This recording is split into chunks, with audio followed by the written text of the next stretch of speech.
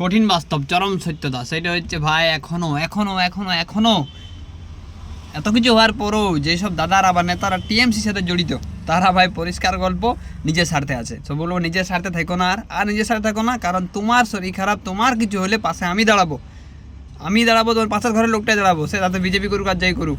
Kindly please আর টিএমসির সাথে থাকো না, কারণ দিদি যা করছে পশ্চিমবাংলাতে ভালো করে বুঝো। আর এসআইআর নিয়ে মাথা খারাপ করছে অনেক লোক, দিদি করে দিচ্ছে ক্যাম্প, তার জন্য দিচ্ছে স্ট্যাটাস যে ক্যাম্পে আসো।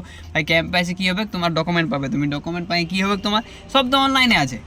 আপনার চলে আসো এনবিএসপিতে চলে আসবে, ভোটার কার্ড পাই যাবে, ইউআইডিতে চলে আসবে, আধার কার্ড পাই যাবে, প্যান কার্ডের জন্য তুমি চলে আসো, আরও কত রকম সাইডে যে প্যান কার্ড বার করো, কোনো সমস্যা নেই। আর যে এখানে থাকার সে তো অবশ্যই থাকবে, তোমার তো টেনশন নাই। যারা বহিরাগত তাদের জন্য এসআইআর নিয়ে তোমার চাপ নেওয়ার কোনো দরকার নাই। মমতা দিচ্ছে চাপ, কারণ ওর ভোট ব্যাঙ্ক খালি হয়েছে। খবর দেখো, নিউজ দেখো, সব একে এক খালি হয়ে যাচ্ছে। কেন খালি হয়েছে? কারণ ভোট ব্যাঙ্ক ওয়া শেষ হয়েছে। ওয়ার সাথে আর থাইকো না, নিজেও শেষ হয়ে যাবে।